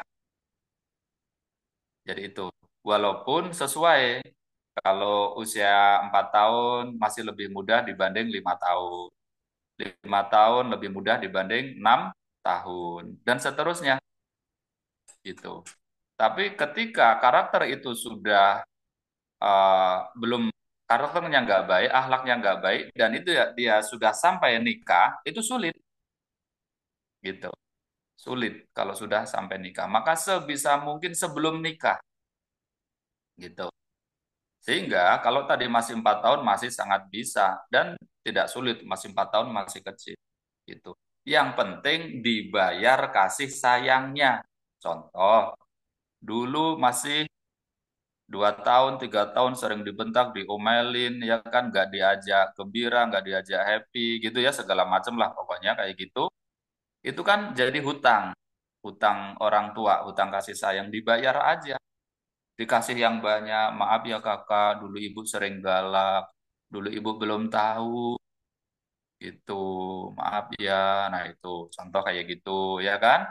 Terus juga ya tadi dibayar yang lain-lainnya, gitu diajak. Jadi salah satu, nah nih ada juga momentum, ya. Momen memberikan nasihat itu kapan? Momen memberikan nasihat saat anak senang, gitu. Nggak perlu diberi nasihat mental, nasihatnya nggak diterima. Saat anak lagi seneng gitu ya, misalnya dia lagi gembira dinasehatin, atau sengaja orang tuanya bikin anaknya seneng gitu, dibeliin mainan kesukaannya misalnya, atau dibeliin sepatu kesukaannya, atau yang lain lah pokoknya dibikin seneng baru dinasehatin gitu. Ya, seperti itu. Jadi ada momen-momen terbaik. Bahkan tadi juga sebenarnya ada yang kelewat ya. Jadi momen-momen di dalam pengasuhan itu 0 sampai 7 tahun itu ada yang namanya penting untuk memberikan itu tuh pelukan, ya pelukan kepada anak tuh tadi.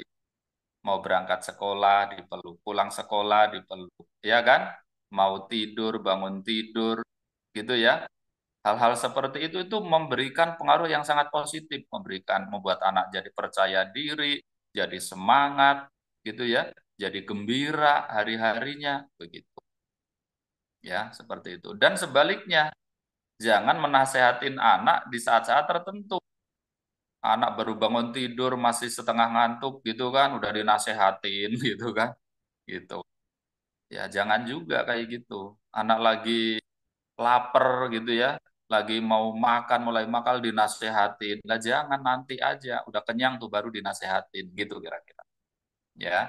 Jadi eh, memberikan nasihat, memberikan teguran, ya meluk anak di momen-momen tertentu ini juga memberikan dampak yang sangat positif.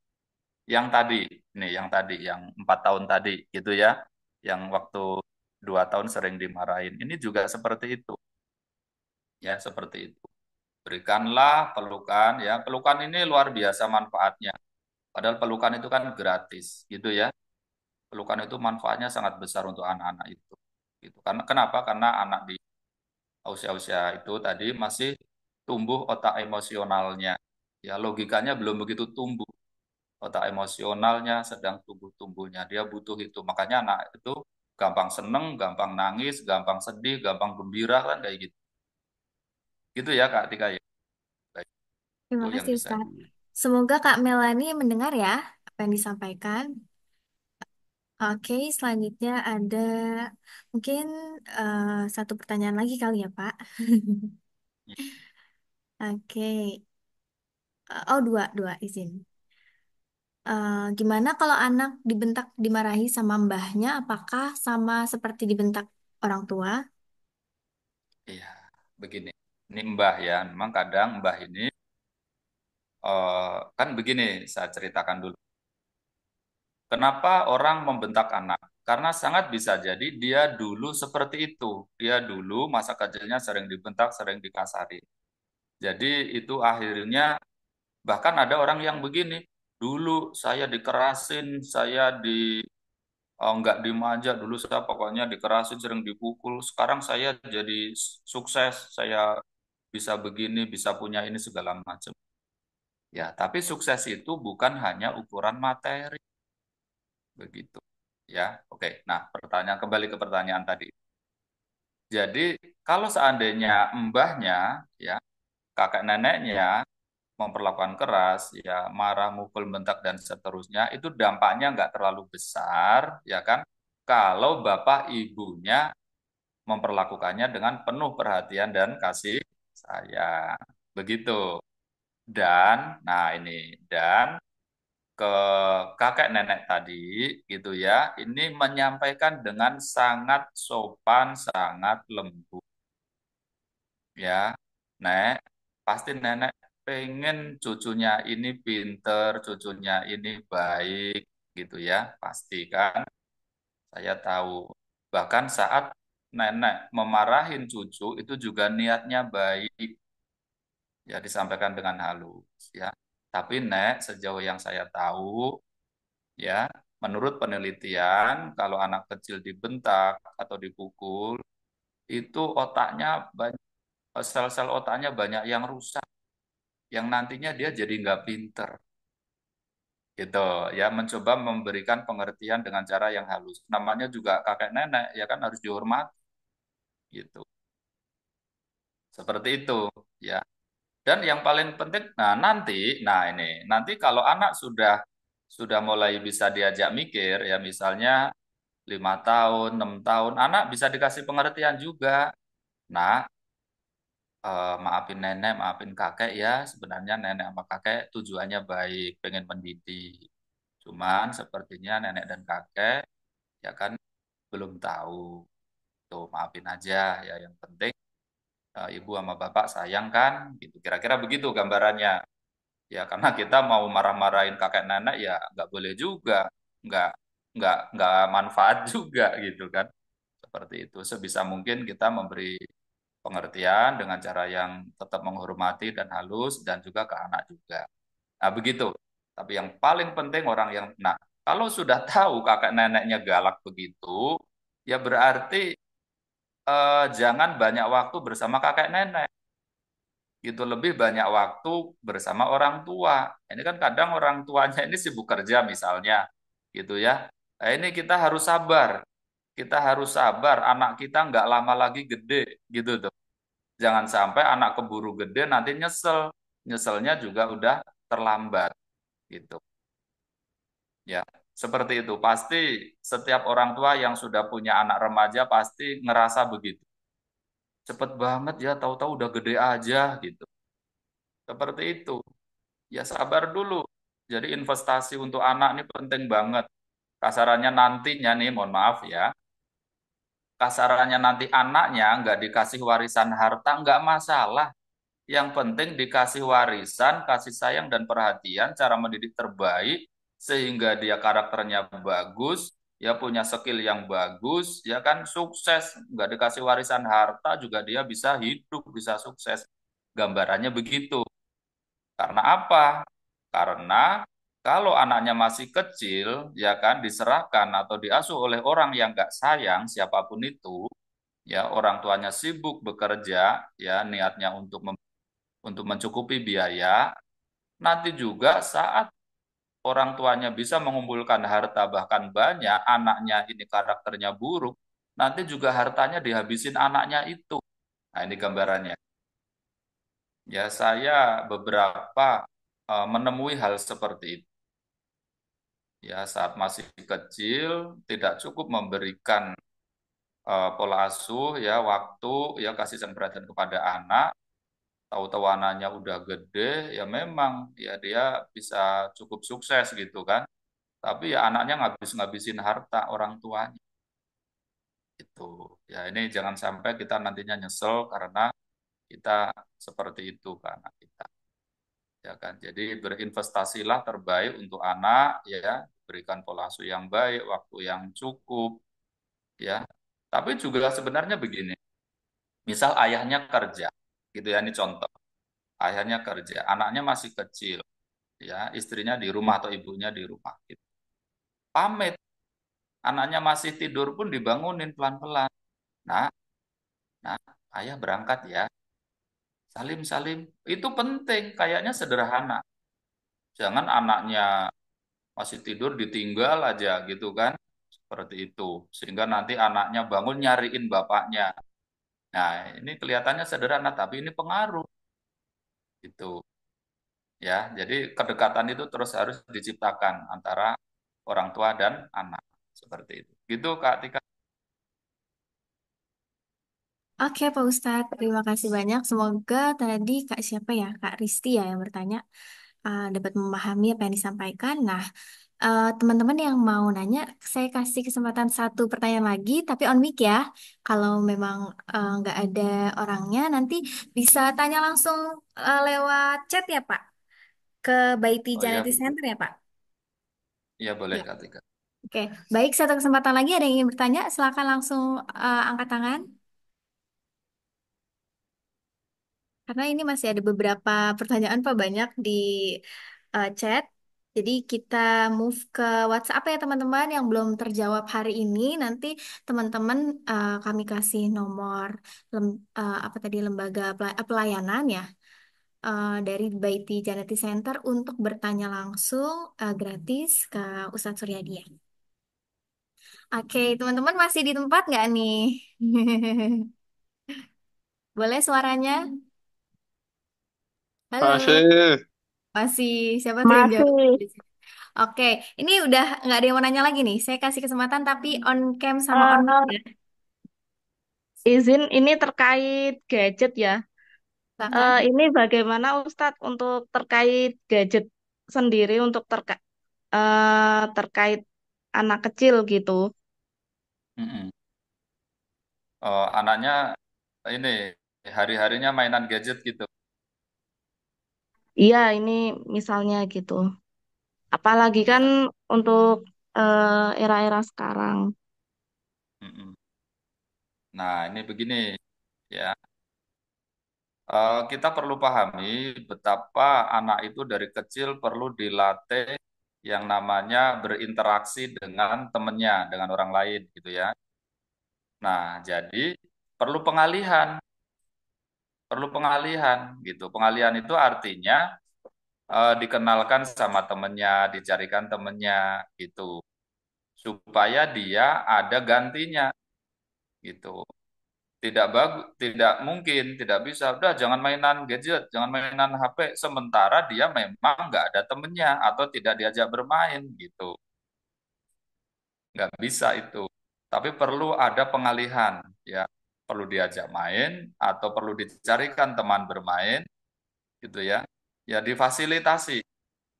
Karena sebenarnya prinsipnya anak itu senang bermain gitu. Karena dari kecil dikenalkan HP gitu kan, dikenalkan gadget, jadi dia udah kayak semacam ketagihan gitu. Ya, pengennya main HP terus gitu kan. Eh, Dicari pengalihan, dibuatkan pengalihannya gitu. Ya ini memang harus mau meluangkan waktu.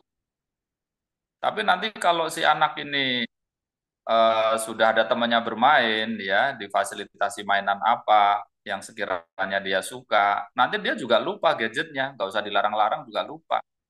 Jadi caranya bukan jangan mainan gadget, tapi diajak mainan yang lain. Apakah sama orang tuanya ataukah sama temennya, gitu, diajak main.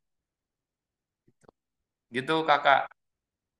Memang itu tidak mudah, apalagi kalau anaknya sudah ya dalam tanda kutip sudah kecanduan gitu.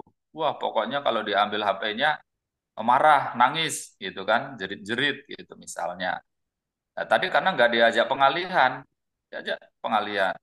gitu ya, seperti itu diajak mungkin keluar naik sepeda, naik motor gitu ya, dikasih mainan apa, dicarikan temennya gitu. Intinya pengalihan, ya tidak mungkin atau tidak bisa kalau hanya dilarang tapi nggak ada pengalihannya. Gitu, gitu kakak. Halo Kak Dian. Iya, mungkin cukup itu. Terima kasih Ya, sebelumnya. ya, saya izin tambahin Ustadz. Jadi ini pengalaman saya, Kadian. Saya kan sebagai salah satu relawan di Taman Baca ya, Taman Baca Masyarakat yang isinya anak-anak dari anak TK sampai SMP. Jadi setiap minggu mereka ke sini, itu salah satu orang tua tuh menyiasatinya dengan buku. Jadi kalau misalkan di rumah, karena mereka udah sering seminggu sekali ke tempat buku, kalau di rumah mereka suka nanya, aku mau didongengin apa nih hari ini gitu. Karena memang dari kecil sudah dikenalin dan orang tuanya yang menyampaikan, mendongengi. Jadi bukan kita nyuruh, ayo belajar baca baca buku sana, tapi kitanya nggak ngajakin nih gitu. Biasanya anak kecil tuh mau kalau diajakin, kalau diajak main bareng gitu sih Kak Dian. Itu cuma sedikit apa ya pengalaman saya aja. Barangkali nanti Masya Allah, menarik sekali bisa apa untuk penunjang bisa apa ditularkan yang lain begitu. mungkin nanti di daerahnya kalau ada biasanya ada taman baca ya di Nah, setiap daerah tuh mungkin anaknya sering-sering diajak ke sana supaya ketemu teman-teman yang lain juga nih gitu. Jadi gadgetnya berkurang gitu. Oke, Oke, terima kasih Kak ya Dian pertanyaan betul. terakhirnya. Oke, Kalau teman-teman, mungkin Hmm, hari ini kita uh, cukupkan sampai di sini ya Pak. Tapi teman-teman yang belum bertanya, maksudnya yang belum terjawab tadi pertanyaannya, bisa nanti konsul melalui WhatsApp. Terima kasih banyak sudah hadir, terima kasih banyak sudah meluangkan waktunya, sudah berbagi sharing-sharing di sini. Insya Allah kami Lasgis dan juga BJC setiap bulan insya Allah akan mengadakan webinar lainnya seperti parenting, kemudian pranikah, juga ada tentang kesehatan ya teman-teman. Jadi jangan bosan nanti kalau misalnya saya izin share di grup ada webinar ini nih, ikutan aja mumpung gratis ilmunya dapat gitu. Terima kasih banyak teman-teman. Mohon maaf jika ada salah-salah kata. Saya undur diri. Wassalamualaikum warahmatullahi wabarakatuh. Terima kasih Waalaikumsalam. Ustaz. Waalaikumsalam warahmatullahi wabarakatuh. Terima Waalaikumsalam. kasih, Kak. Semoga Terima bermanfaat. kasih Ustadz, izin les. Iya, terima kasih semuanya.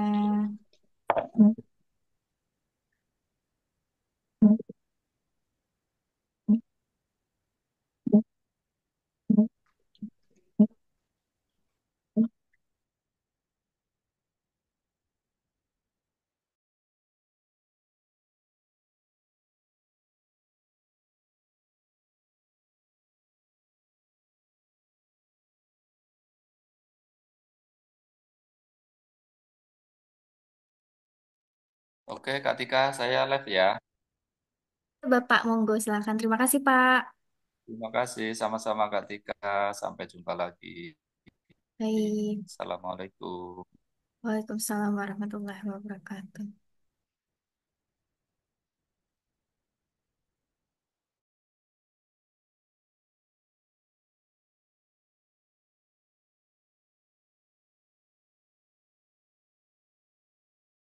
Izin saya close ya teman-teman Zoom-nya. Terima kasih.